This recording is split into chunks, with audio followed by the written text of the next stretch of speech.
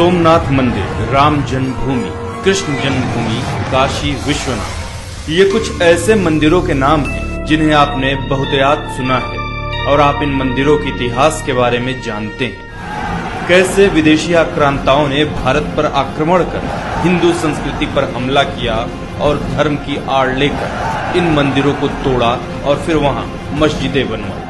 पर ऐसे हजारों मंदिर थे जो इस्लामिक आक्रांताओं के अहंकार और धर्म प्रचार की भेंट चढ़ गए, जिन्हें इसलिए तोड़ा गया ताकि हिंदू संस्कृति और उसकी पूजा पद्धतियों को नीचा दिखाया जा सके। भारत में इस्लामिक आक्रमणों की शुरुआत अरब आक्रांता मोहम्मद बिन कासिम के सिंध पर आक्रमण करने से शुरू हुई।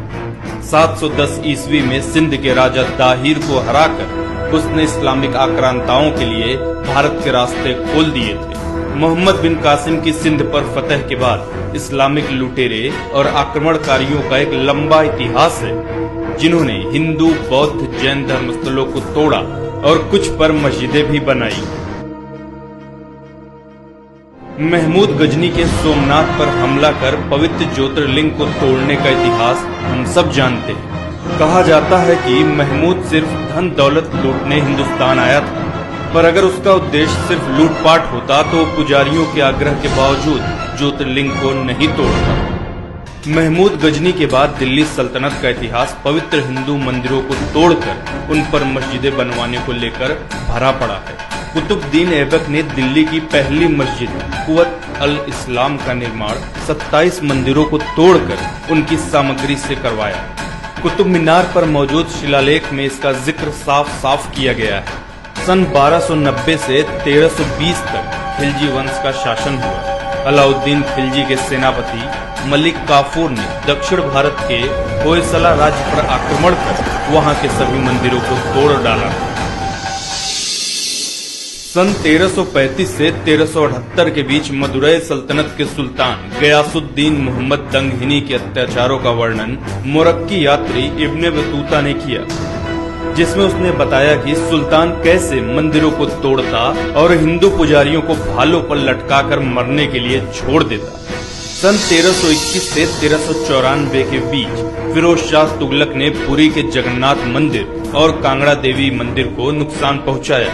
खुद अपनी आत्मकथा तारीख फिरोज शाही में उसने स्वीकार किया कि कैसे उसने पुजारियों पर अत्याचार किए और उन्हें अपने महल के दरवाजे पर मार कर लटका डाला। दिल्ली सल्तनत के राज के बाद भारत पर तैमूर का आक्रमण हुआ, जिसकी बर्बरता के किस्से मशहूर हैं। उसने रास्ते पर पड़ने वाले कई मंदिर तोड़े और लोगों की गर्दन काटकर दिल्ली तक मीनारें बनवाई ताकि वापस लौटते वक्त उसे रास्ते की पहचान रहे। सन 1399 में सिकंदर बुत शिकन का प्रादुर्भाव हुआ, जिसने कश्मीर के प्रसिद्ध मार्तंड मंदिर को तोड़ा। कहा जाता है कि ललितादित्य द्वारा बनवाया गया मार्तंड सूर्य मंदिर इतना विशाल था कि इसे तोड़ने में पूरा 1 साल लग गया। इसी के शासनकाल में कश्मीर में लोगों का बड़े पैमाने पर धर्मांतरण हुआ।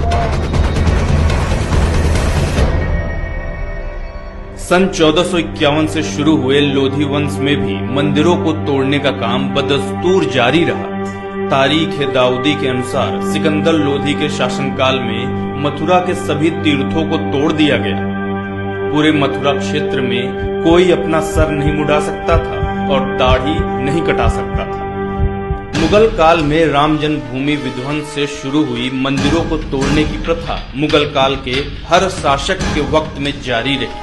इतिहासकार निजामुद्दीन अहमद तबकात अकबरी में नगरकोट की फतह का जिक्र करते हुए लिखते हैं कि महामाई के मंदिरों में पुजारियों को मारा गया। मंदिर परिसर में 200 गायों को काटकर मंदिरों की दीवारों को उनके रक्त से लाल कर दिया गया। औरंगजेब मुगल कालीन शासकों में मंदिर तोड़ने में सबसे आगे रहा। फ्रेंच यात्री जॉन दे ठेवनोट के अनुसार औरंगजेब ने गुजरात का गवर्नर रहते जैन मंदिर चिंतामणि पार्श्वनाथ मंदिर को अपवित्र किया। उसने मंदिर परिसर में गाय की हत्या करवाई और मंदिर तोड़कर कुव्वत उल इस्लाम मस्जिद का निर्माण करवाया। आयरिश इतिहासकार विंसेंट स्मिथ के अनुसार सन 1669 में औरंगजेब ने अपने सभी अधिकारियों को आदेश दिया था कि वो काफिरों के शिक्षा संस्थानों और उनके धर्मस्थलों को तोड़ने के लिए सदैव तैयार रहे।